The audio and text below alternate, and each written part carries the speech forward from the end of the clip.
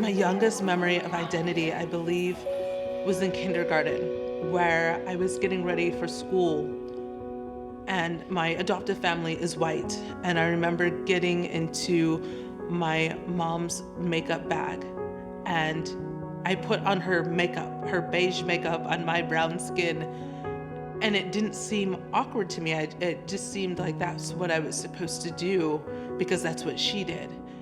In wanting to follow in her footsteps, I was getting ready and projecting myself as the person who I thought I should be, the person that mirrored the rest of my family. And it wasn't until later that I realized that my identity was so starkly unique.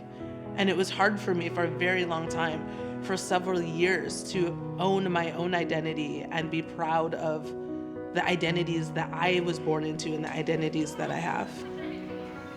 It happens really early on. I mean, all those early experiences are impactful. We know from much research that 90% of our brain architecture as human beings is formed by the time that we're 3. And knowing that they're also impacted how you respond to life, to the experiences that you're given are important during that time period as well. The world looks very different for different people depending on where they grow up. And really understanding what it takes to communicate with different children, different age groups, different backgrounds, different socioeconomic statuses. All of that plays a big role in the way that children learn, and it also should play a role in the way we teach. It's fascinating how young children are when they notice differences. Well, of course, they notice differences and similarities in everything. Categorizing is something the brain does, but they recognize differences in people very early on.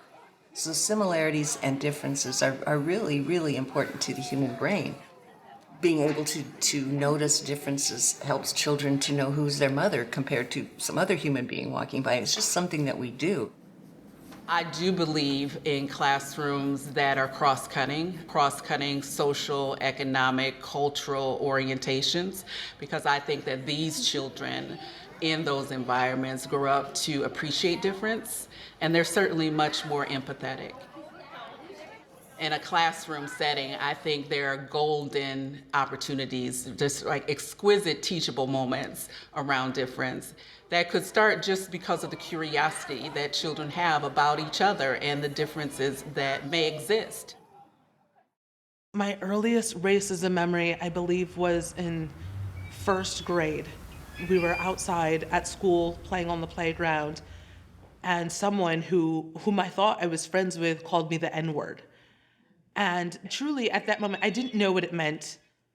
But the reaction of my other friends witnessing it and gasping, but they were just there, like they were on the sidelines, witnessing something that they knew was bad and that they knew was inappropriate, but didn't have the ability to tell me why it was inappropriate or say to the person calling me that to stop doing it.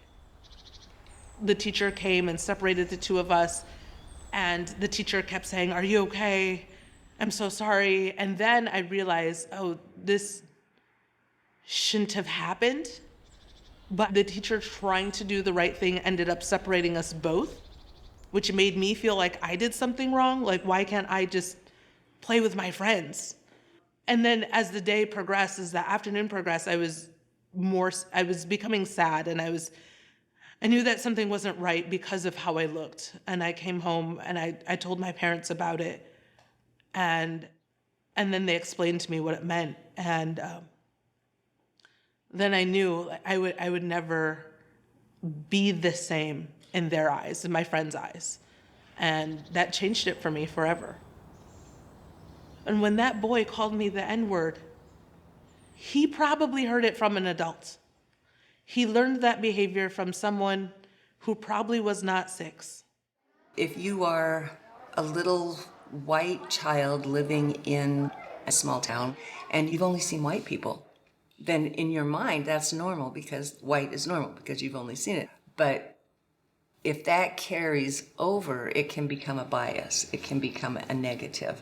Like, if I'm normal, then you must not be. You're abnormal, kind of thing. I took students to student teach in Northern Ireland every year. And in Northern Ireland, Catholics and Protestants have been at war since the British colonized Ireland. And in '97, there was a peace agreement. Up until that time, it was, basically civil war. A friend of mine who was the school principal where we studied said that if you are Catholic, you have a Catholic cleaner, grocer, dentist, lawyer, neighbors, everything, and the same if you're a Protestant. You have that. It's just so highly separated. So education, integrated education, was developed to address the separateness and distrust and lack of knowledge of the other, and they focus on identity and mutual understanding.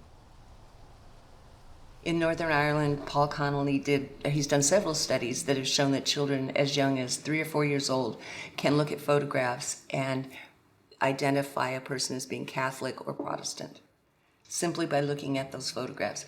And it's due to social markers like the way people dress, even sometimes posture, the demeanor.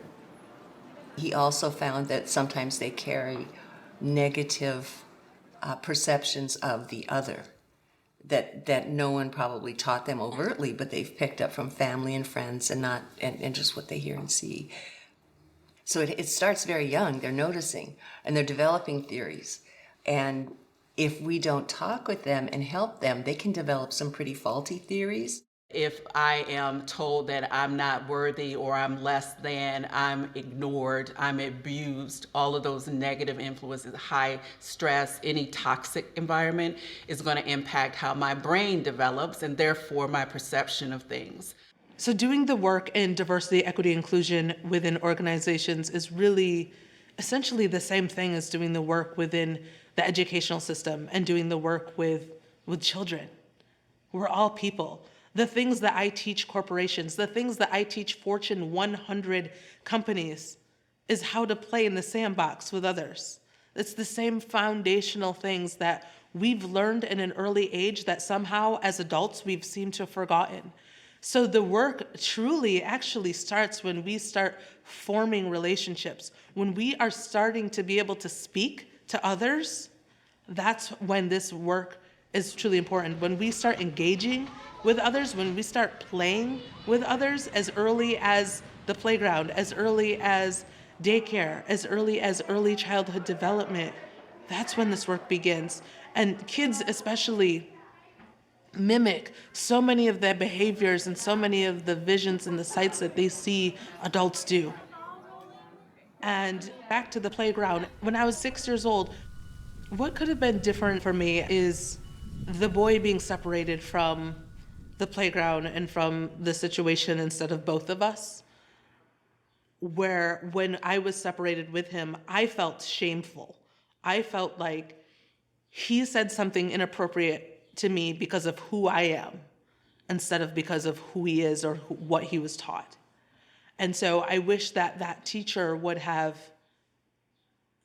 explained to me in a loving and kind and empathetic way that he said something inappropriate and we should never disrespect anyone, even if I didn't understand the context of it, but to capitalize on my identity in a positive way, to say, you are valuable, I appreciate you, we're so glad you're here, instead of removing me from that situation. We're changing the way people learn, and we are changing the way teachers may respond to a child who is experiencing racism. If you change that system, that is truly changing the world. Oftentimes we think that having color blindness is safety. We're not going to have uncomfortable conversations. But it's important to know that even when we feel uncomfortable, growth comes out of that. We tiptoe around these issues as adults because we were not trained as children to be able to talk about it. The world looks very different for different people depending on where they grow up. I traveled across the state as part of my work with Grand Valley, and I visited and lived for short periods of time in Flint and Detroit and in other communities, and every community is quite segregated. Oftentimes college students, for example, live in a bubble. They live in their town, they live in their high school. Different neighborhoods look very different from the ones that they grew up in.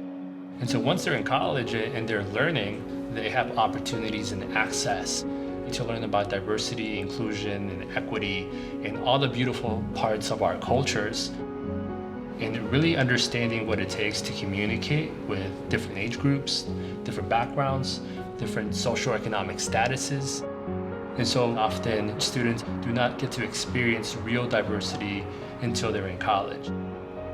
One thing that so many folks have been bringing up to me recently is, how do we do this work? And I want to do the work, but I'm afraid I'm going to say the wrong thing. It's okay if we say the wrong thing. We're human. It's a part of human nature. We might mess up. We might not articulate the exact wording that we wanted. What matters is where our heart is and where our intention lies. And so we have a great opportunity to be able to teach our kids how to have these conversations. We need for children to be supported. We need for folks to tell them that they're wonderful and encourage them to do things. They're trying to discover it for themselves, and how do we support them in figuring it out and provide them experiences so that they go out into the world as equipped as possible. One side.